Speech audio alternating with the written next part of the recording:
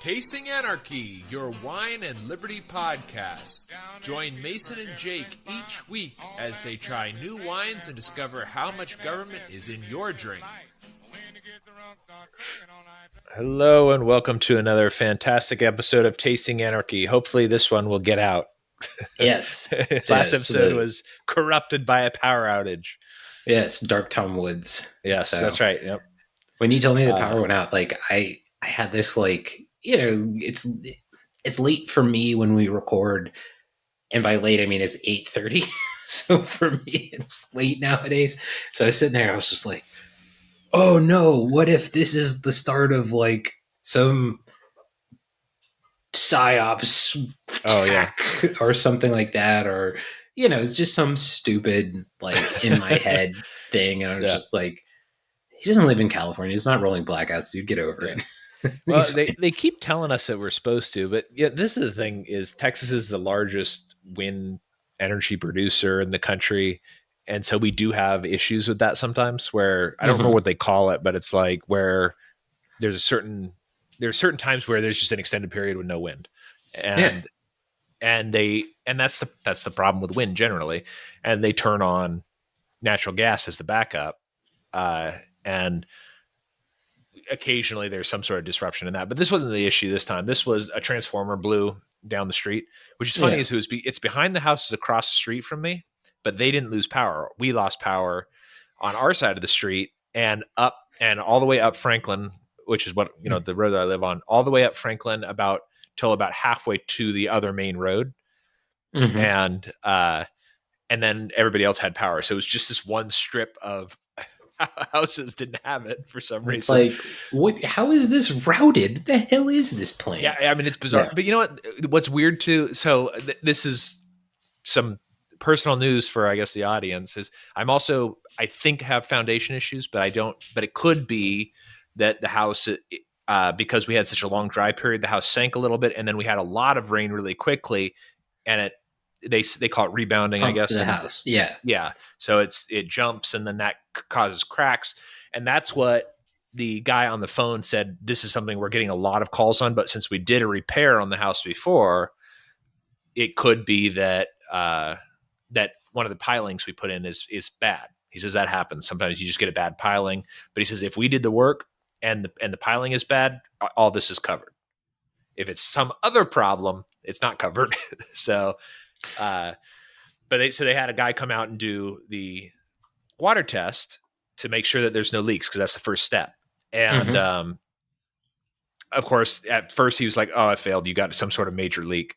And I was like, "No, you're filling it in the back of the house, and the front of the house is about 9 inches lower than the back of the house.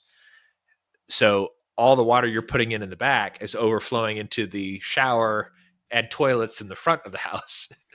And sure enough, he comes in and there's, this much water in the shower, the toilet's overflowed.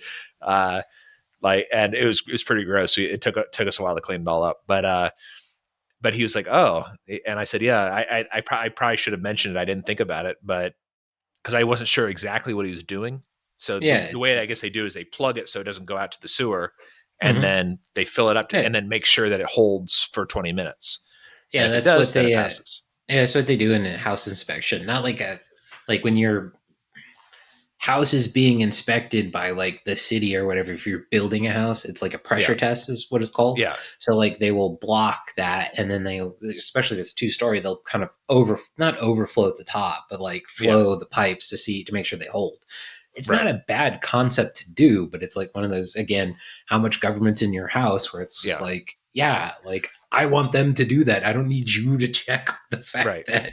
Well, what's funny though about it is, so he's like, "Well, what are some other things about this house about the plumbing that you know?" And I was like, "Well, I don't really know much about it." But I said, one thing that is interesting about it is that our house actually doesn't drain to the sewer in the street.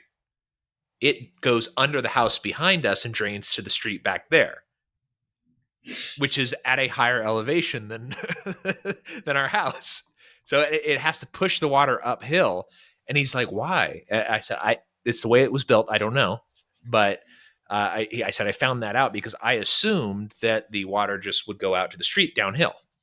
And that's not the case. Everybody on the other side of the streets goes into the street. uphill. Nobody goes downhill for some reason. And maybe there's something about construction methods that I'm not aware of, but for whatever reason, that's what it does. And then the other weird thing I said, this is another thing that's kind of strange about this house, is that the water main comes up to the house, and instead of going directly in the house, it goes the length of the side of the house, then loops around and comes back and then goes into the house.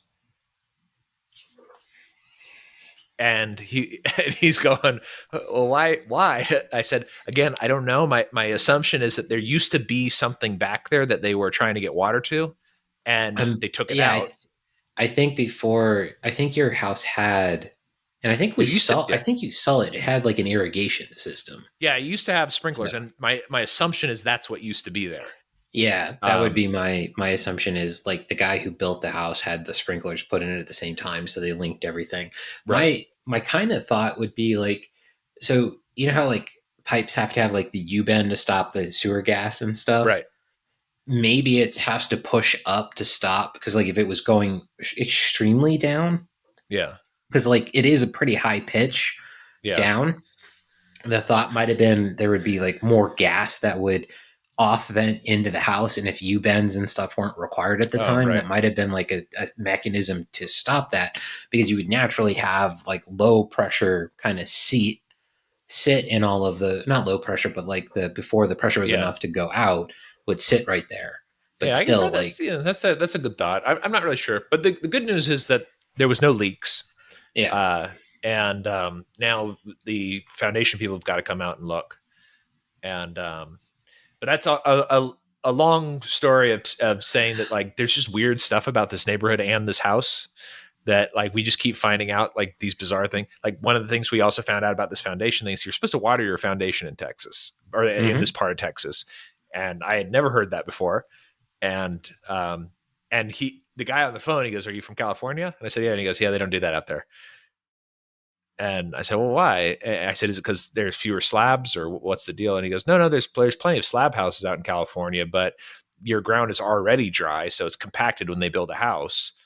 And then if there's like a monsoon rain, it usually just runs off. It doesn't actually penetrate the soil. Whereas here, the soil is very spongy, and if there's a lot of rain, it will expand or it'll contract if it's dry. So like it's interesting. I'm learning a lot of stuff. I'm going to become an expert at like home ownership here through the course of this house. You're gonna know all the stuff that I should know, and then like I'll buy a house that none of it applies to somehow. Yeah. the one thing that oh, go ahead. I was gonna say, the one thing that has become clear to me is when we move to Texas is get a home warranty. Oh yes, yeah. It's a pain in the butt to get them to like honor it, but it saves you a lot of money. So yeah. Because we've had people come out and fix the dishwasher, and I'm going to complain about it again because it's backed up again. The AC is still not working great, so I'm going to probably complain about that again. I'm really hoping that if I complain enough, they'll just replace it. So, and same thing with the dishwasher. I'm hoping if I complain enough, they'll just replace it. Yeah. And but yeah, it's the home warranty. I think was a good idea because I was kind of on the fence about renewing it because the previous owners bought it for us for the first year. Yeah. And I was kind of on the fence of renewing it, but then I was like, you know what? We didn't really use it the first year very much. I think we used it once for the washing machine or the dishwasher. And I renewed it, but now with the AC stuff, I think it's saved us quite a bit of money because just replacing itself. Yeah. Oh yeah. Just replacing the blower on the AC is like a $500 repair. And it costs $70 for us to open the ticket. And then once the ticket's open, then whatever repair need to get done. Yeah. But yep. Okay. Let's do reviews. Cause we I was gonna say, no, let's do your first article. Okay. Review. This is a quick one. And then your second article. Okay. This is the first article is a quick one. This is in memoriam, I guess would be, to Fred Franzia. Oh yeah, I saw that just this afternoon. Yeah, so he passed away. So the inventor of obviously Franzia box wine and 2 Buck Chuck and a number of other things. I think he's kind of the one who popularized the super cheap wine from California. And pretty influential in the wine industry as far as like the budget wine goes. Carr's favorite is Francia with ice and some seltzer water or some, Mhm. I guess, LaCroix. Yeah, Uh, with the but seltzer water. yeah, but he's been, but the company that he started, which is I think it's called is it Bronco Wine? Yeah, I think it's Bronco Wine Yeah, Company. Is Bronco wine. yeah. Yeah. Um, they also do have a whole bunch of like higher end vineyards and stuff like that Hmm. that just they come out in other things, and they also do a lot of white label wines, which are maybe medium tier, but yeah, just kind of a sad thing. But he was pretty old, but He was you know, 76. I mean, yeah, he was your Stallone. yeah, that's true. I mean, but he's also massively fat, so uh, Yeah. but yeah, just kind of an interesting thing. I just thought it was something we'd mention because we have talked about the cheap wines quite a bit. Hmm. And one of my thoughts for like a series to do at some point would be to go through the Bronco wine selection and just Hmm. try them all and like rate them from low to high based on like whatever criteria we would come up with for, well, I guess we'd just use the same wine criteria that we normally use, but just kind of rank them based off of like the price point too. Cause Hmm. like you and I both think that the Aldi wine is okay. It's pretty good, Yeah. especially for $2 or $3 or whatever it is.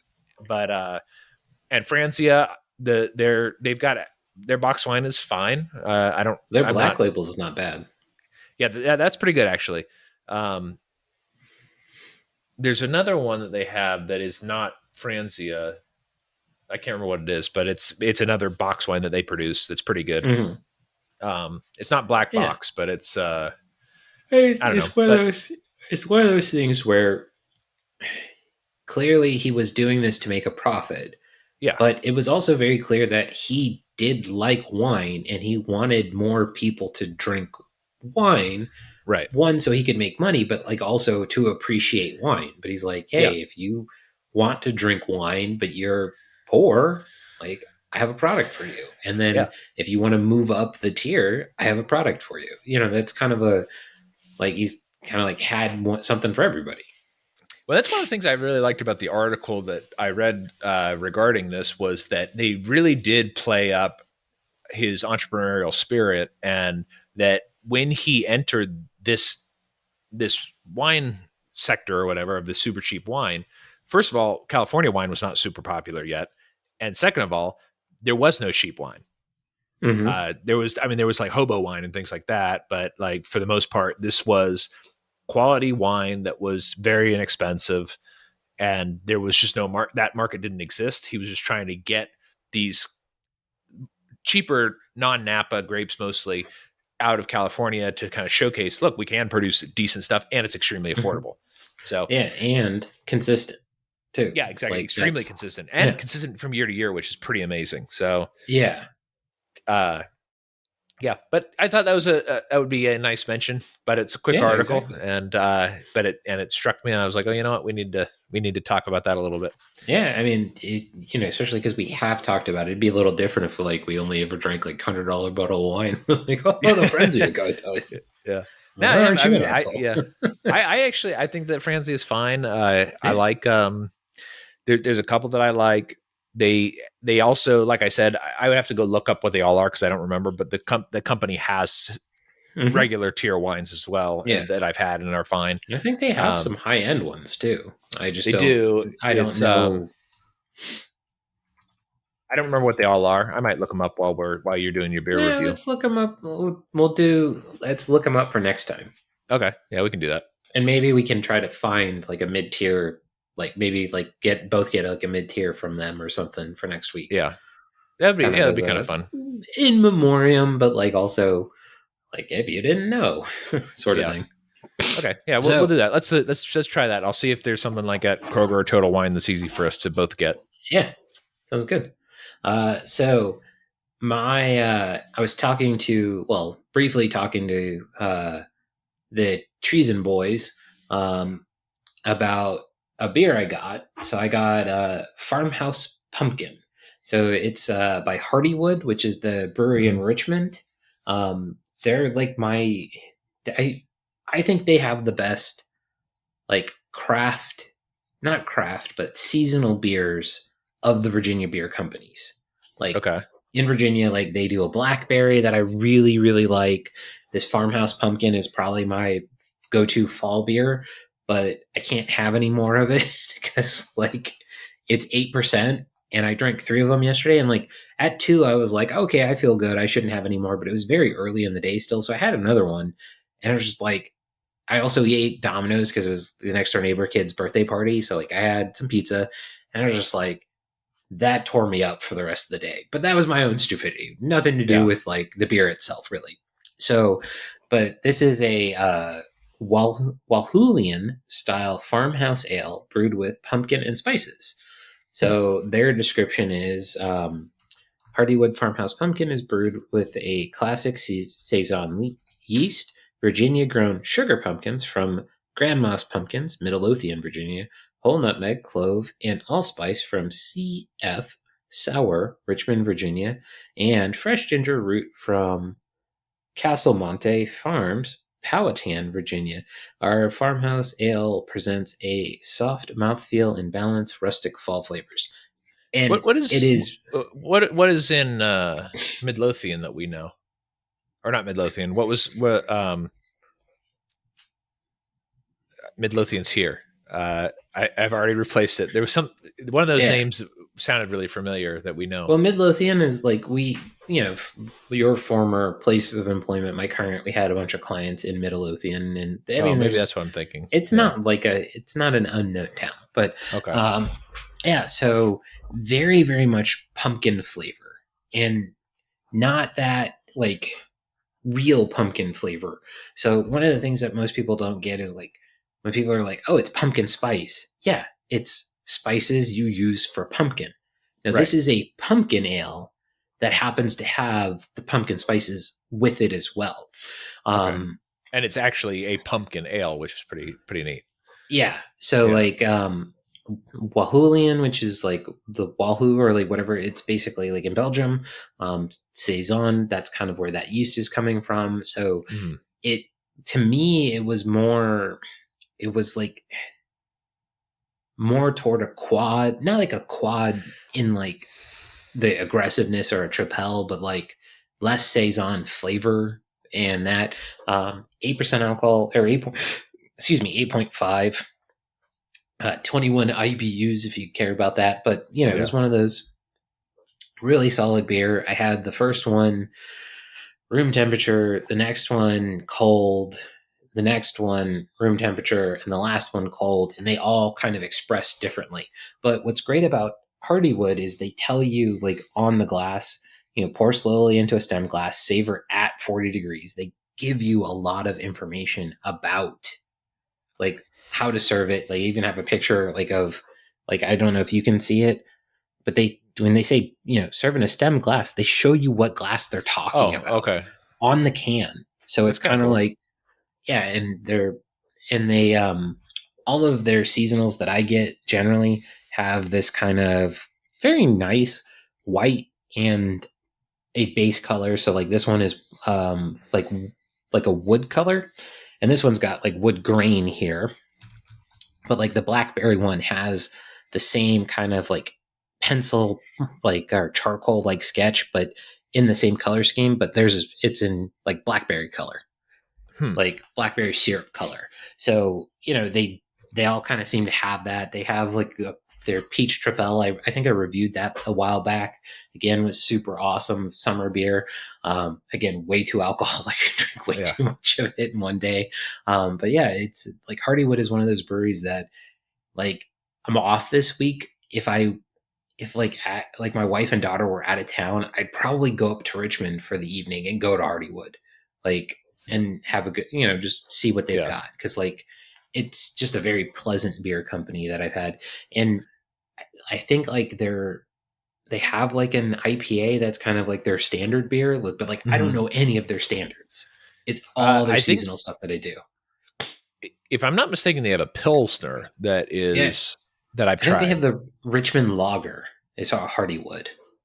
Oh, maybe I have had that one. Well, Maybe they I'm. may do both. Oh, okay. It, that the company sounds familiar, but I for sure have not had the pumpkin one. I don't typically buy fall beers that are pumpkin related. Usually, Yeah. I'm trying to find a Marzen, which brings me to my honorable Oh, mention. I'm not going to do a real big quick, review on it. Go ahead. they do have the pills, and they also have the Richmond Lager. Okay, Yeah. the Pilsner, that Hardywood Pilsner sounds like something I've had. What does it look like? Is it a green label? Yeah, it's green blue. I think that's what I'm thinking of. Yeah, I think I've had that, but I don't really recall. And it's been probably, I've been in Texas for almost 5 years. So Yeah, uh, and they started in like 11. okay, So yeah, okay. Oh, you know what? This does look really familiar. yeah. So some of their seasonals, they have raspberry stout, Baltic Sunrise. I've reviewed the raspberry. I think I've done the Baltic on there. They have a Hopkeeper Double IPA, Peach Tripel, Blackberry, Pumpkin. They have the gingerbread stout. They have Christmas pancakes, gingerbread porter, Christmas morning, which I have some still from last year.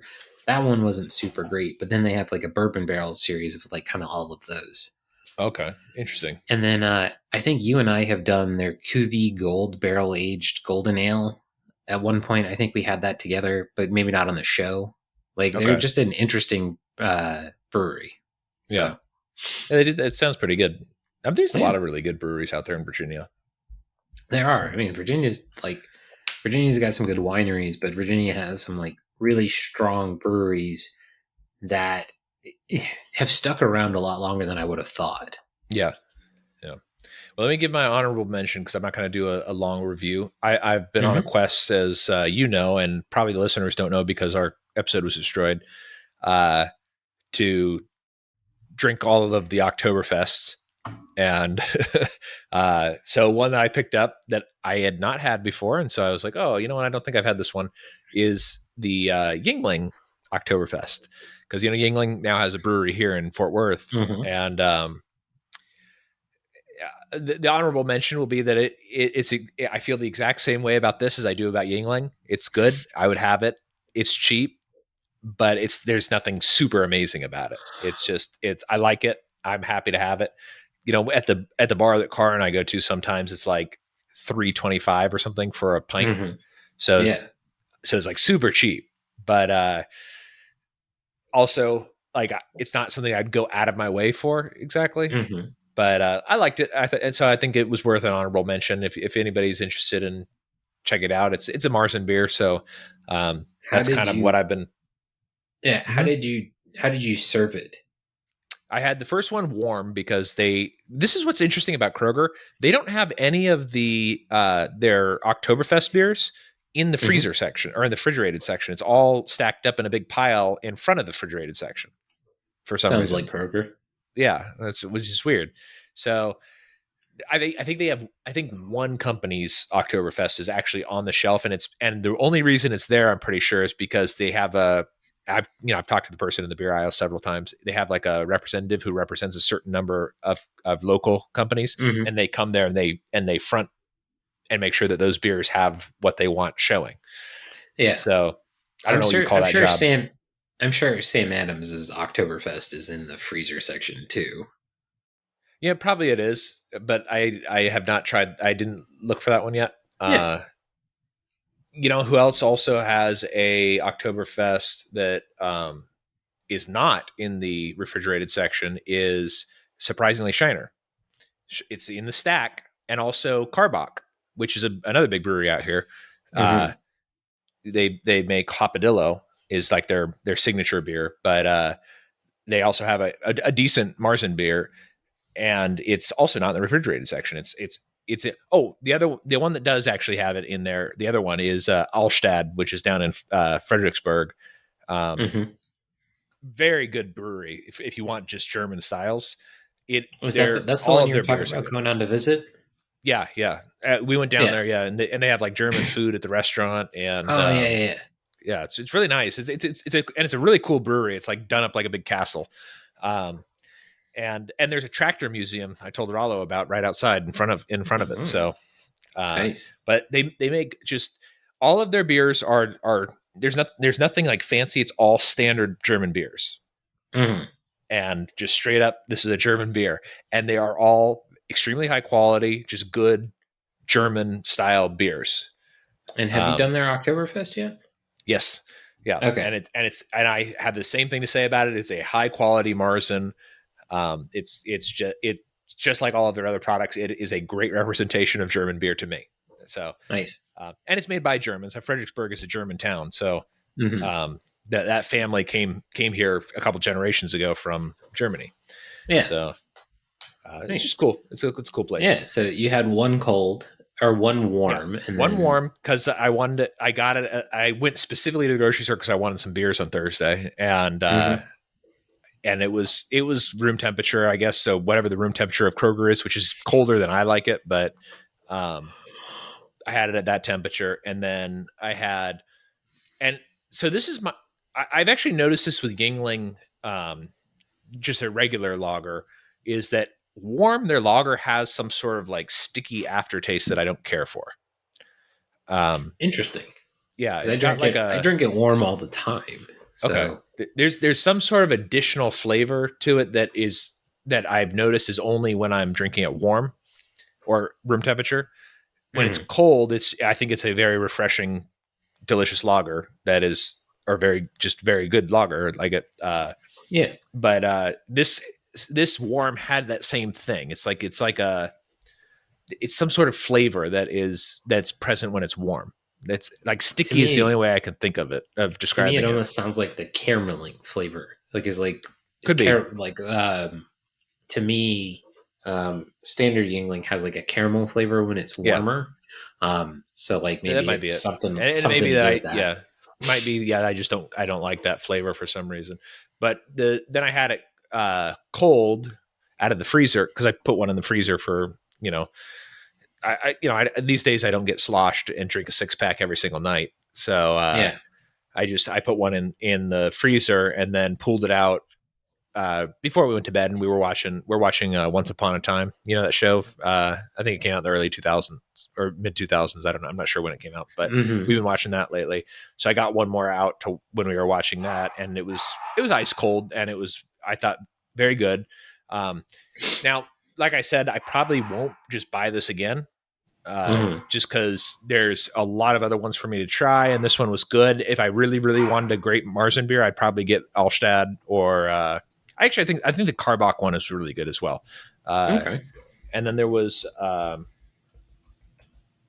one other that I thought was good, but I don't remember who made it. But I probably wrote it down. But yeah, so good mention. It's available on their website. It says that it's available from August to October every year. So. Nice. Yeah, so it's available if anybody wants to try it. I'm looking at Alstad's offerings, and I really like their label art. Yeah, it's very German. Really good label art. Yeah. Oh man, they only have and I know you did just literally go over that they are a German beer company. They make one non-German beer, by the way. Oh, do they? Oh, what is it? Yeah, it's a light. Oh, a light. Okay. Is it just a light lager? Yeah, Alstad Light. Oh no, maybe there is like a German Licht beer. They had a category that they won at some point. Interesting.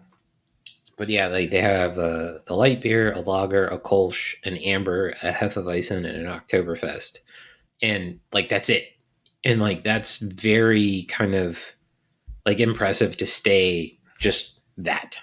Yeah, they make a Kolsch, I know, that's pretty good too, that I like. Yeah, their Hefeweizen is very banana-y, which I like that. I think it was a very good one. Very classic German. Yeah, their lager is very good, just a very good standard lager. Their Hefeweizen, like I said, is very banana-y, and I'm looking at their stuff on here. Their Kolsch is good. I like Kolsch.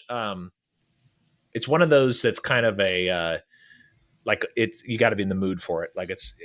It's like a heavier light beer, so it's like heavier than I sometimes want. For a light beer. And then their amber lager is pretty good. I've not had this light one. This is interesting. Yeah, this is the whole reason I brought it up was that. Yeah. So, like I was, you know, because we're obviously since we're planning to move to Texas, I was like, okay, well maybe the Allsted Brewery will become our version of the beer garden, and they've got the pretzel, which we Yeah. get, but they don't have fried mushrooms. Oh, They, okay. you know, it's basically it's very German inspired food, but like they don't have like pick a sausage and a side, which is like thing that the beer garden in Portsmouth has, where like you pick multiple different sausages if you want. You know, Yeah. it's not complainative. It's just like, oh I man, bet I bet you there might be a real authentic German restaurant in Fredericksburg. oh yeah, I'm sure. Um, I'm sure there's plenty of authentic or more authentic ones in Dallas because Dallas is just so it's effing true. huge, and It's I'm a sure big Fort big Worth has city. got something. But you know, it's just one of those like, and they have good beer. Yeah. Oh, this would be nice. Yeah. So Yeah. yeah, So I've got another article. okay, I'm gonna go through this one pretty quickly too, sure. but it has one thing in particular that I wanted to talk about, and it's the article is called or the title is 10 Emerging Wine Regions Across America. Mm. And one of the regions, and I'm going to do it out of order because I think this is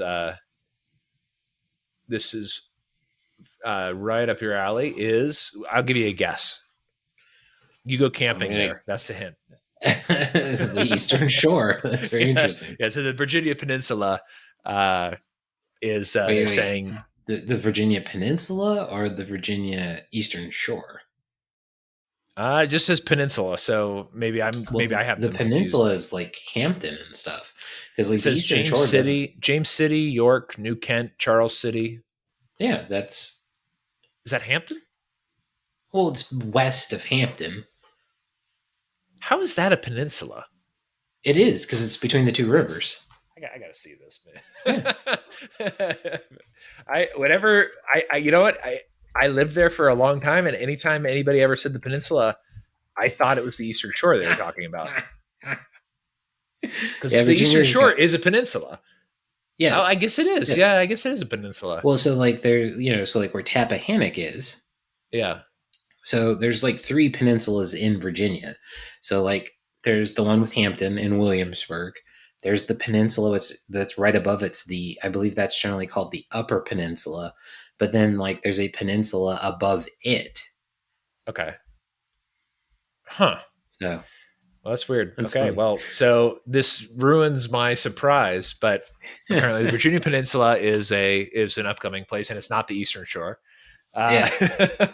but so there's so it says I'll read this part just because this is one that's interesting for us, and I'll just kind of read off the other regions that we should keep an Sure. eye on. So it says while there are some 2 dozen grape varieties grown in Virginia, many of the more classic grapes in the Virginia Peninsula include Chardonnay, Riesling, Cabernet Franc, Merlot, and Petit Verdot. A few unique varieties are also offered, including Viognier, uh, Petit Manseng. I think we've had Petit Manseng. We've had Mhm. Viognier or Viognier. I'm not sure how to pronounce it, but that's one that they do actually out here in Texas that's pretty well.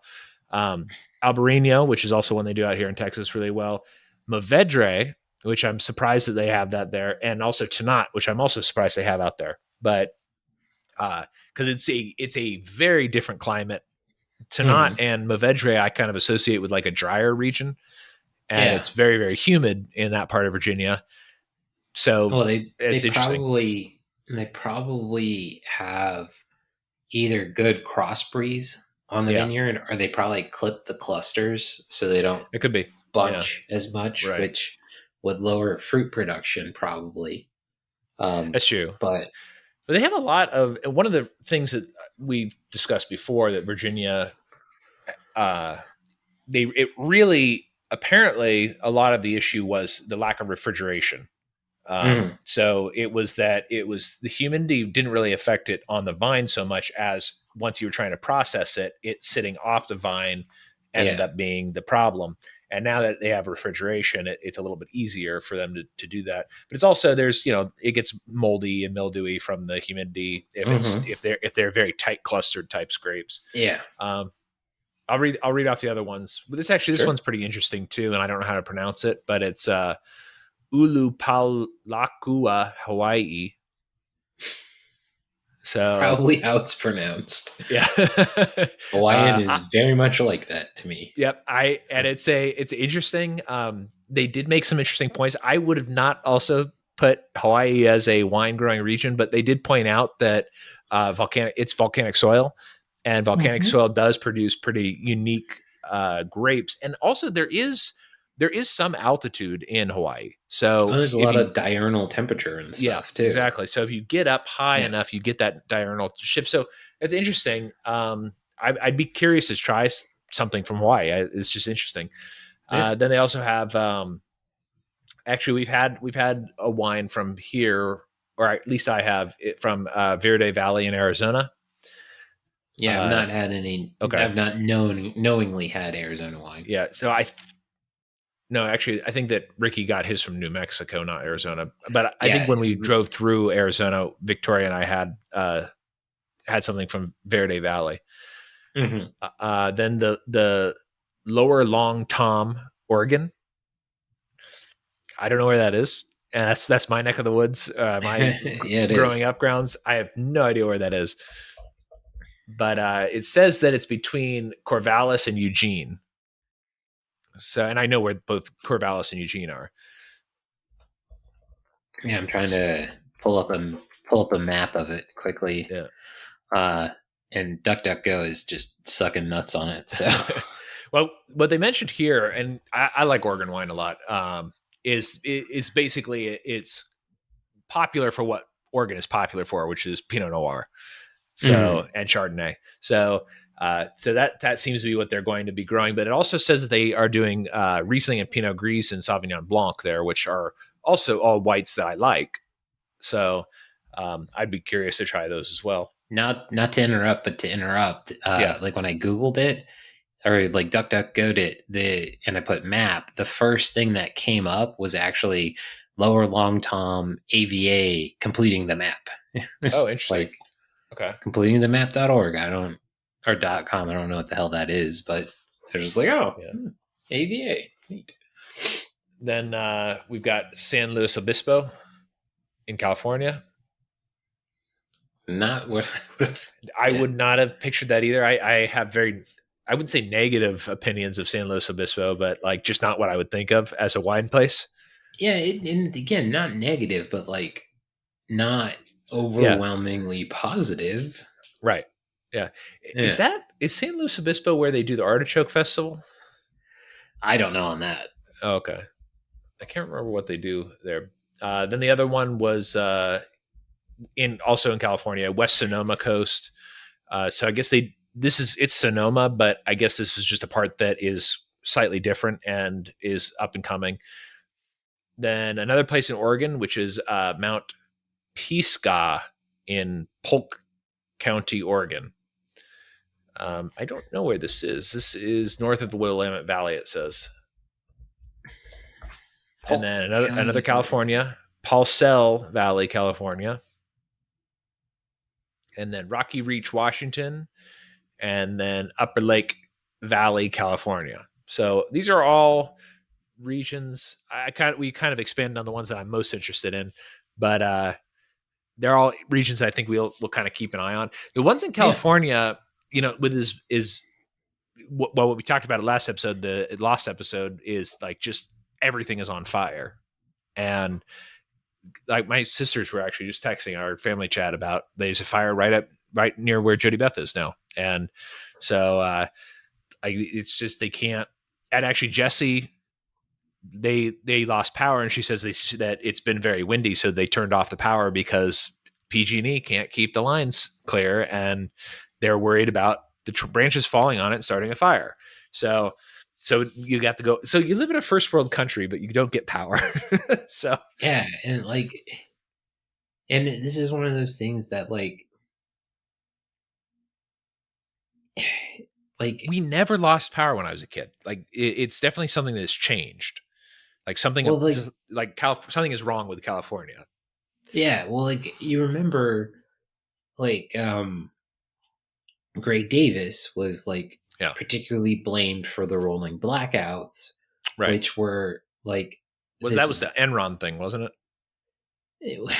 I question, just like, can you trust your doctor Yeah. if they were, pushing the COVID narrative? Everything I've thought about it, going back, it's like the people who were saying that like this was like, it was basically leftist kind of saying it was like Enron to like, boo big company. Right. Oh, as a way to get Arnold Schwarzenegger in as governor, like yada yada yada. Like, or whether Arnold was their choice or not, who knows?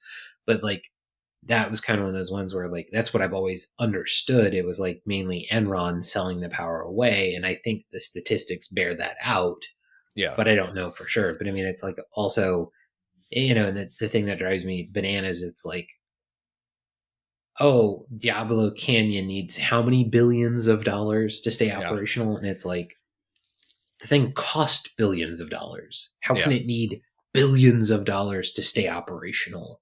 It's Right. not that old.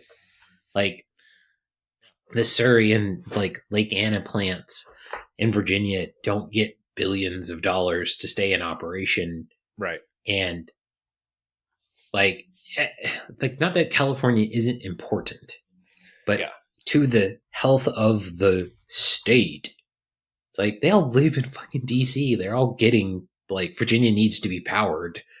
Like there's, like San Diego's sister base, Norfolk, and all of the other military installations in Hampton Roads. It's like, but like Diablo Canyon, it's like makes up Yeah. 13% of California's power Well, power yeah. production or And some there's insane amount. the thing is Or too that maybe it's nine. there were several nuclear plants in California that were closed early because of protests Mm-hmm. and stuff. One of them was Rancho Seco. I don't know what it would cost for it to become operational again, or if they could just use that site. Because part of the issue, I guess, with nuclear is that the site's still there because they store waste on site. So if the site could be reused as another nuclear facility, and if it's a newer generation, it could reprocess some of that fuel that is there. And that's always kind of been my thing, is that it's like it might take too long, and that's part of the issue. And then also just who wants to do business in California? Yeah, like it's just a nightmare. that's the thing that like to me, it's like you have to do business with the state in California to do business. So Yeah. then it's like, but do you blame if somebody's like, look, I love California, I want to live in California, like I love the land, so I want to open a nuclear power plant because I want the people of California to succeed. But for that to happen, I have to get this like 20-year contract where basically the government can't F with me. So then I have to lobby at the 15-year mark to keep my contract. It's kind of Yeah. that like damned if you do, damned if you don't. But like both you and I are, it's like, yeah, you would move back to Northern California. I would I move would to love to live San there. Diego. Yeah. My wife would force us to have a house in Northern California too. Yeah. And, that's how it would be like if we had our druthers. But instead, we're like in Texas, I'm in Virginia and hopefully Texas soon. And you're in Yeah. Texas, at least for the time being, in theory, if we don't all go international or something. But Right. yeah. I say as much, I do love California, and every single time I go back, I think I've told you this, is I feel like even when I'm in San Diego, which I never lived there, like I feel like it's the play. It's like, oh, this is where I should be, kind of. Uh, Yeah. but then also I look around and I see homeless everywhere, and like all these, and then read about all of the problems that California has. And like the people that live there tell, my cousins and my sisters and stuff are like, well, it's not that bad. And it's like, yeah, it is that bad. You just got used to it. But, but that all being said, I do love living in Texas too. I think this is, especially this area, I think is really nice. If we were down I like Glen Rose a lot. So if we were down near Mm-hmm. like the Glen Rose area, I think I'd like it a little bit more because it's a little bit more of a dynamic hilly landscape. Mm-hmm. But I really like living here. There's a lot of great opportunities. The people are real nice. Um, the cities do have homeless people and stuff, but it's not like I'm not going back to my hometown that I have a particular image in my mind of, and it's completely changed. and it's all McMansion garbage. Like none of it's like my one of my pet peeves that I talk to you all about all the time is like there's no good architecture. Like it's all it. I sent you that picture of that Jason's Deli, and I was like, this is my problem with like architecture is that Jason's Deli. There's probably an identical one to it in El Dorado Hills, California. Mm-hmm. They have the exact same thing, and they just it's everywhere. It frustrates me a lot. I understand why they do it, and this is goes back to our stuff about the Federal Reserve and the way that the money is manipulated and stuff like that. But it's just there's no soul to like I guess that's not really an accurate way of describing it, but it doesn't feel like it feels fake and forced and cheap and Yeah, like and it's so funny to me because like for those who don't know, like basically my wife is a female version of you, just yeah. significantly shorter. And so like that's her kind of constant refrain, not with the in-depthness and the like kind of the studiedness of it. And to me, it never mattered and it Yeah. doesn't really matter because for me, like I just don't care because I Yeah. did think like I always hated going into like the classic McDonald's Yeah. and it was just not taken care of. Yeah. And Yeah. you growing up in El Dorado Hills where it's like the Smith family owns the McDonald's and right. There may be a Taco Bell, there may be a Wendy's. Like I grew up in a city that when I think I was born there was 250,000 people and now there's 500,000 people and people are from everywhere. It's not like it's like my family is not specific. Like I was born there. My mom lived her entire life there, but 2 years. My dad's lived more of his life in Virginia than he has anywhere else.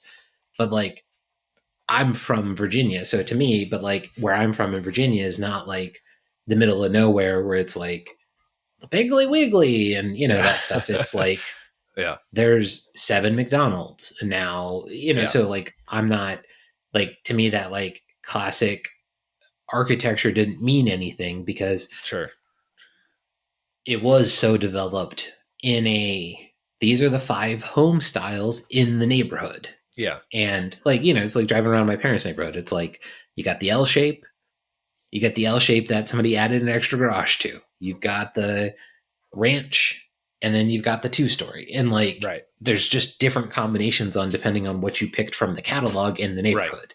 Right. Yeah. Well, then there are the McMansions in the back that are all different, which is always funny to me because they're all completely different. Right. Well, that's kind of like this neighborhood is every one of the houses is different. But I mean, that's kind of one of the things is like, it's not so much that like, it's not that I desire I do have my preference when it comes to architecture and stuff, but like, it's not that it just doesn't feel like they try anymore. Like that's what I want to live in a beautiful place where like things, so there's like, they do, there's this really good book that I'm about halfway through about how Disney has been designed. Mm-hmm. And like all of the research and eye tracking and all that sort of stuff that they do to go into it. And even back before they had a lot of the eye tracking ability, they would just have people watch what people are doing. And the whole thing is designed based off of how towns used to be, how towns used to develop. And there's a lot of stuff that developed where now that they have eye tracking software where they just know that if you develop things in a particular way, your eyes follow stuff in a certain way. But if you have like brutalist architecture, for example, when they do the eye tracking, people look at the ground when they walk by brutalist architecture. They don't, their eye doesn't follow the lines of the building to look inside the windows and things like that. So that like they do like a lot of that sort of study where like they've actually gotten very, very good at it with like the McMansion style kind of stuff where they can make things seem very nice or very inexpensive. But the problem to me is that they all are the same. And so you could get lost in a neighborhood if there were no street signs, you wouldn't know where you were because everything looks identical. Mm-hmm. So like there's so you'd be like, is that my house? I don't know, because it's the exact same house as every single other one here. Yeah, and see, to me, I blame HOAs for that, for like Well, that's developing probably this like partially it. rigidity that the Yeah, neighborhood has to maintain. So yeah. We call those, whenever we drive by them here in DFW, we always call them PCSville. You know what PCS is? PCS means holy fuck or holy shit, because like they're just it looks like Stepford Wives, kind of like it just I hate I really dislike the way that they look. Like it's the whole thing is unpleasant to me. It feels odd, like it feels eerie, like a weird sci-fi movie where things like are too, like the movies when they like when you like look down the street in the movie and everybody's mowing the lawn at the exact same time and going up and down yeah, and up it's and down. designed to be like Yeah, uncanny valley. It's yeah, like it is. It's like just to be off-putting. right. It's something about it's wrong. The houses are too big for the plots, or they're too long for the plot. Uh, it's actually like those ones over by Flex Gym, where they had a plot Hmm. with a normal size house on it, and then they bulldozed that house and they put up two tall, long, skinny houses. Yeah, like shotgun houses that Yeah, are 3 stories. And you're like, yeah, why? right. And it's like they're just unpleasant. But clearly, somebody likes them because there's a market for them. However, I think the market for these things is driven by cheap money, and I think that's why people don't put in the effort to make something that lasts and is beautiful. They don't have a pride in what they're developing, is because, well, it's kind of throwaway, because the money's not going to, you got to build it quickly and get the money now and spend it, or else it won't be worth as much. Well, like I don't think it's the developer per se. I think it's the consumer, because the idea that so everyone like so I blame kind of Bill Clinton like from this like Yeah. landscape of everybody should be able to afford a house. No, that's not the case. Like home ownership is like artificially pushed up in the United Yeah. States, and that was done in part to, in like my opinion, to destroy multi-generational living, to remove people from like a family dynamic. Right. Now, some ways that's good, some ways that's bad. And the United States is large enough that to me, and the opportunity is so great to be able to move, that like I question how much people would stay when it's Right. like, but I could go live somewhere else. Cause like that's the thing that's always driven me nuts. And I think this is, in part like kind of like, the cancer of the state. It's like all those little towns that should just die Yeah. because whatever they did isn't done there anymore. But like you still get people who are like, well, maybe the mail will come back, and you're like, it's So not you're just coming gonna, back. yeah, yeah. Well, there's one thing too. We'll close on this just because we're running Yeah. on to an hour now. But that DiMartino Booth lady, she used to work at the Fed here in Dallas. Danielle DiMartino Booth. I watch her on YouTube sometimes. She's got a pretty good analysis. But so one of the things that she pointed out, and we've talked about this I think before too, is that back when a lot of these social programs were first introduced by FDR, people were embarrassed to go on public Mm-hmm. assistance. And Yeah. I think that is actually good for the system. If you're going to have any sort of public assistance, is that back then people were like, no, I don't want to take public assistance, I want to work. And so they would make all these make work projects, which has their own problems. But but there's this mentality back then that like, no, I shouldn't be just taking money, I shouldn't be on the dole, I should actually be out there making like doing stuff. But And that's to I think me, that's gone. yeah. But to me, they did the Make Work program to get people to be okay with being on the dole the second time when That could those be. Yeah. programs were destroyed. Yeah. So like to me, that's because like I forget who was like. Did you listen to Malice this week? uh It's I the don't think historian who wrote the book oh about yeah, the yeah, 36 election. He yeah, was talking about that specifically, was yeah, people, wanted to be on the Make Work program, but like that's part of the problem is like, oh, these yeah. places have like all these highways and bridges and stuff like that. It's like, yeah, that's fine. Like it's nice that they have the bridge to allow certain levels of commerce, but like, did those places need, or would they have developed that way? Like, did we No. artificially destroy these places Right. by creating these things. But I think that's part of the point, was to, like, they knew those programs weren't going to last, but they knew they could get the dole to continue. Yeah. So And to then get they people did. to, And, yeah, they to get succeeded people at to that. agree to be on the dole, it's Yeah. like, oh, well, you got to work. Well, now you can't work. So then they also had people on in the war. Oh, you Right. can work now because there's, we've got to prepare for the war. So to me, it's all designed like, no, Yeah. like, it's like, yeah, there should be the stigma, but you shouldn't get to work. Like, Yeah. yeah, if you can work, go find a job. Right. Like, Well, and this you know, is, what her other point that she made, and this is kind of the multi-generational thing, is I was watching an interview with her, and she said what we're starting to see is the Italianification of the country.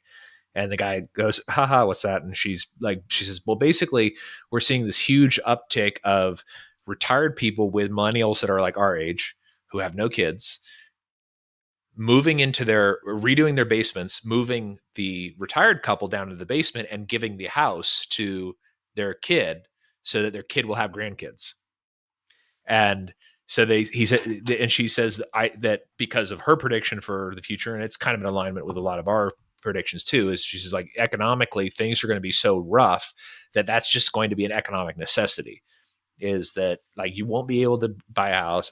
They broke this down too, that like if 1 year ago, if you got a house that was $500,000, your mortgage would be about $2,500 a month if you qualified for the low mortgage rate.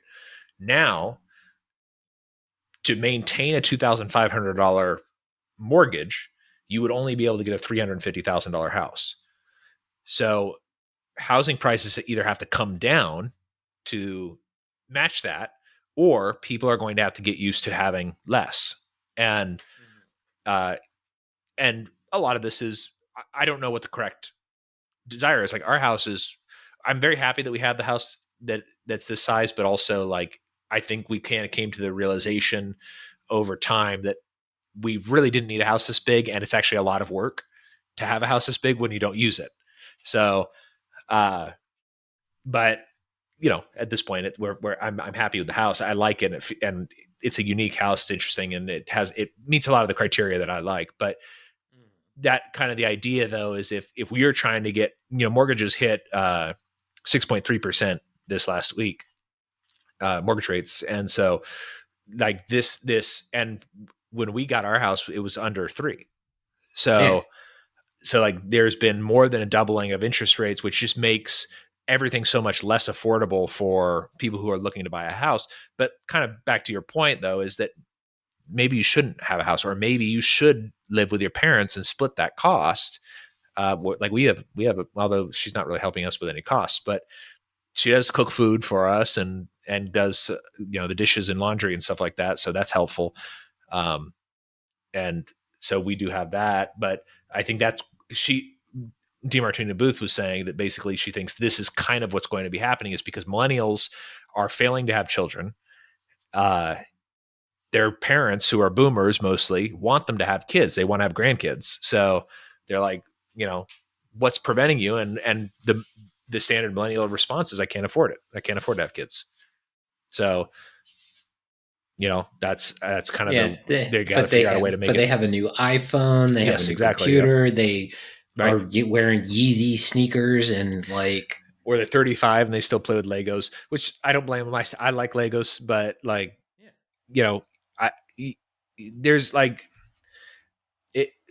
it's that I guess we won't get into it or whatever. It's that whole like adulting thing that it bothers me when somebody's like, "Oh, I had to go to the grocery store today." Adulting, it's like you're 35, like you are an adult. You're not adulting every week, multiple yeah, times, because right. like I forget something, jackass. Yeah. I got to renew my insurance. Adulting, it's like you are an adult. You've been an adult for 16 15 years. years. Yeah. So, but there's another thing that could happen though, and it's what happened with car loans. Is they're just going to make the loan period longer, so they won't actually have to come down. They'll just make the loan period longer, and it basically would be sold with the idea that you won't stay in the house for 45 years. That makes sense, yeah, because you could, and if you extended it out, then and the banks would probably still be happy because they'd be getting a ton of money. Well, I mean, they're just selling Um, them the Franny and Freddie because that's true. Yeah, all they care about is the origination cost. that's true. So, Yeah, yeah, that's true. all right. Well, either way, All um, right. something's going to break soon. I think it's going to be Biden's underpants because they can't hold so much Yeah. poop. Right. So, all right, man. I'll talk to you in the morning, and All right. everybody stay free. And yeah, Stay we're free, back. and we'll try to do some more Childeberg news at some point when I have some. Yes, sir. All All righty. right. Good night. Good night.